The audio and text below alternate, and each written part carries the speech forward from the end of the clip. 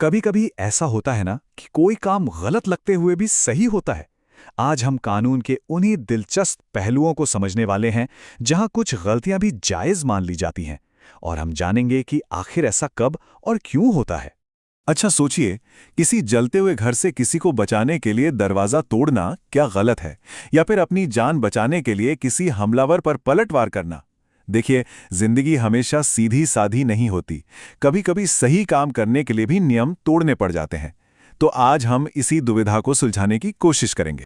हमारा कानून सिर्फ कुछ लिखे हुए नियमों की किताब नहीं है। वो ये भी समझता है कि जिंदगी में कभी कभी बहुत मुश्किल हालात आ जाते हैं। ऐसे हालात चाहे एक बड़ी तबाही को रोकने के लिए एक छोटा मोटा नियम तोड़ना ही ज्यादा समझदारी वाला काम होता है। तो इसी में हमारा पहला सिद्धांत आता है आवश्यकता का बचाव, या जैसे कहते हैं नेसेसिटी डिफेंस। ये तब काम आता है जब किसी के पास दो बुरे विकल्पों में से एक को चुनने के अलावा और कोई चारा ही ना बचा हो। इसका सीधा सा मतलब है एक बड़ी आपदा को टालने के लिए एक छोटी सी हानि पहुंचाना। इसे हम अधिकतम भलाई का सिद्धांत भी कह सकते हैं। मतलब उस पल में जो सबसे कम नुकसानदेह था वही कदम उठाया गया। लेकिन हां, अदालत में इसे साबित करने के लिए 4 शर्तें पूरी करनी पड़ती हैं। पहली, मकसद किसी बड़ी हानि को टालना हो, जैसे किसी की जान बचाना। दूसरी, जो कदम उठाया गया वो वाकई में जरूरी होना चाहिए। तीसरी, कदम खतरे के अनुपात में हो, मतलब एक छोटी सी आग बुझाने के लिए पूरा घर तो नहीं तोड़ सकते ना। और आखिर में उस वक्त कोई और सही रास्ता बचा ही नहीं होना चाहिए था। इसको ना एक असली मामले से समझते हैं, कोप बनाम शाप केस में।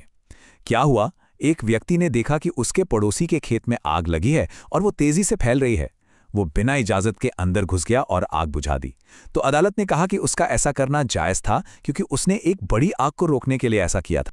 ये बात याद रखना बहुत जरूरी है कि आवश्यकता कोई बहाना नहीं हो सकता। मतलब कोई सिर्फ अपनी सुविधा के लिए या ट्रैफिक से बचने के लिए कानून नहीं तोड़ सकता। ये बचाव तो सिर्फ सच्ची और गंभीर आपात स्थितियों के लिए ही है। तो आवश्यकता का सिद्धांत तब लगता है जब हम किसी खतरनाक स्थिति से निपट रहे हों। लेकिन तब क्या हो जब कोई इंसान हमला कर दे। यहीं पर हमारा अगला बचाव काम आता है, यानी अपनी और अपनी संपत्ति की रक्षा करना।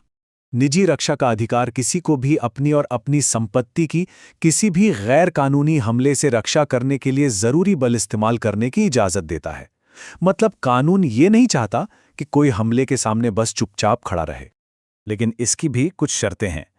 पहली बात तो ये कि खतरा तत्काल होना चाहिए, मतलब अभी हो रहा हो। दूसरा, मकसद सिर्फ बचाव होना चाहिए, बदला लेना नहीं। और सबसे जरूरी, उतना ही बल इस्तेमाल किया जा सकता है जितना उस खतरे से बचने के लिए जरूरी हो। यहाँ आनुपातिकता या प्रोपोर्शनैलिटी सबसे जरूरी शब्द है। मतलब अगर कोई थप्पड़ मारे तो उस पर गोली नहीं चलाई जा सकती। जो जवाब दिया जाए वो खतरे के अनुपात में होना चाहिए। अगर बल जरूरत से ज्यादा है तो वो आत्मरक्षा नहीं बल्कि खुद एक हमला बन जाता है। चलिए अब एक और स्थिति देखते हैं। क्या होगा अगर कोई काम गलती से हो गया हो? यहीं पर गलती का सिद्धांत आता है। और मजे की बात यह है कि ये आम तौर पर किसी को बचाता नहीं है।